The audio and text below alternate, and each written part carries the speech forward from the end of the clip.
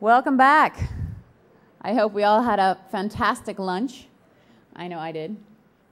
Very quickly. Very much enjoyed Dr. Eunice's speech. That was really fantastic, and I'm really looking forward to our next panel.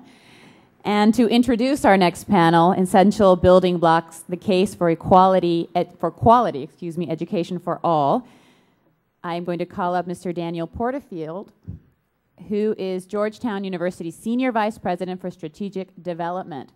In this role, he assists the president of the university with the development of new projects and leads Georgetown's communications, government relations, and community relations efforts.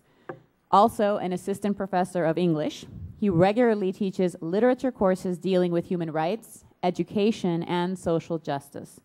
A recipient of a Rhodes Scholar and a Mellon Fellowship in the Humanities, he also served for 4 years as a senior aide to Health and Human Service Secretary Donna E. Shalala. So I'd like to ask you to help me welcome Daniel Porterfield.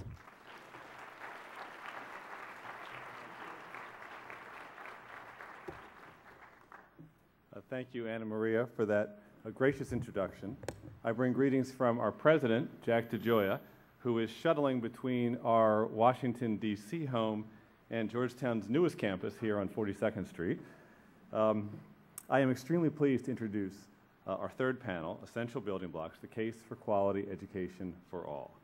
And nothing could be more Catholic, more Jesuit, and more Georgetown than the idea that every single human being, as children of a loving God, no matter where they are born, no matter how much money their parents make, no matter where their parents work, no matter what their nationality, no matter what their race, no matter what their ethnicity, no matter what their gender, no matter what their sexual orientation is, every single person has a right to a high-quality education.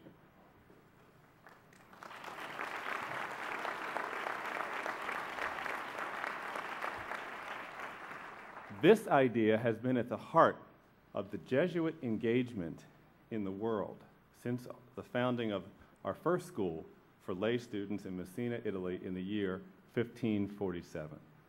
Today, Georgetown University lives and breathes this tradition in countless extraordinary, inspiring ways. In the holistic, value-centered Jesuit education that every student receives at Georgetown. In our 30-year commitment to providing and funding a need-blind, full-need financial aid program so that every single student accepted at Georgetown can attend our university without regard for the parents' ability to pay. We live our tradition in major policy research done by faculty all across the institution on domestic and on global education issues.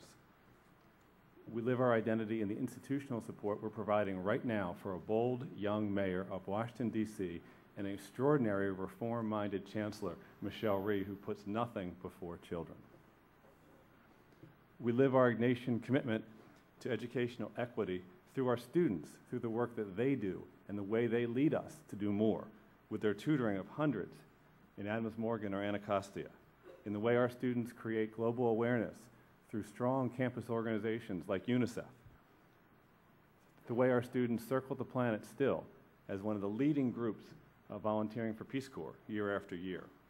And now in 2009, our students are expressing their desire to be leaders in education in a new way through their extraordinary interest in teaching for 2 years in needy communities through the great national program Teach for America, whose founder and chief visionary, Wendy Kopp, joins us on the panel today. Last year, Georgetown sent 44 young graduates into Teach for America. That's the highest number for any university with 10,000 students or less.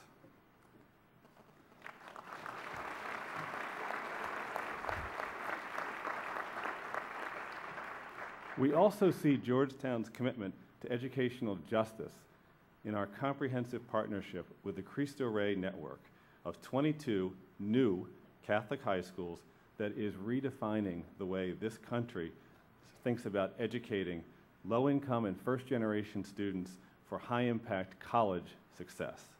We're proud to have 9 Cristo Rey alums enrolled in Georgetown as undergraduates right now, and we hope that number will grow to 15 in a week once the students that we've offered admission, we hope, accept our offer. In addition to having the founder of Cristo Rey, Father John Foley, here with us, I'd like to draw your attention to 3 Cristo Rey leaders who are in the audience today. Anthony Nicotera, who's the Director of Development at Christ the King Prep in Newark, Father Joe Parks, who's the President of Cristo Rey New York High School here on 106th and Park, and Maureen Reiser, the President of the brand new Lourdes Academy High School in Brooklyn. They're seated straight back. Would you mind standing up for a moment?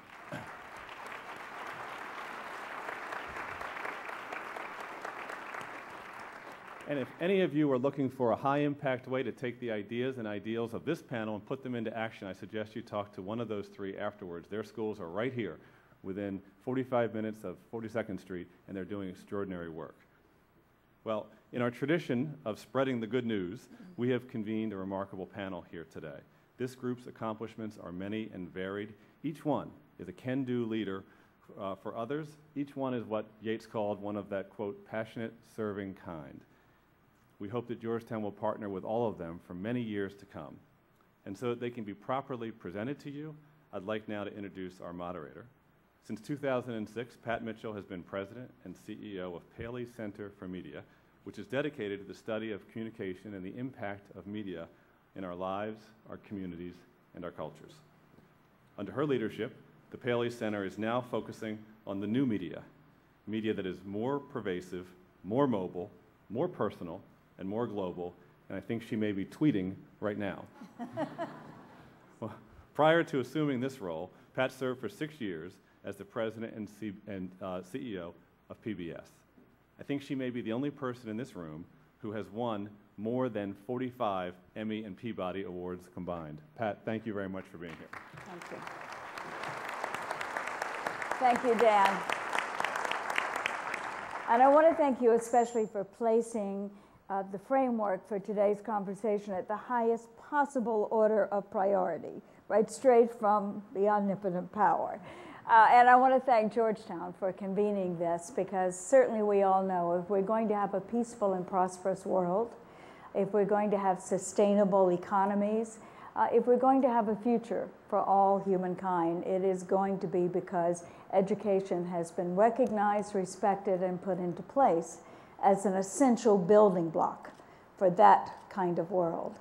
And as Dan suggested, we've assembled a group here today on the stage, as well as in this audience, who have made that a priority in their lives and who are, in their own work, coming up with new models for how we might be sure and secure quality education for all.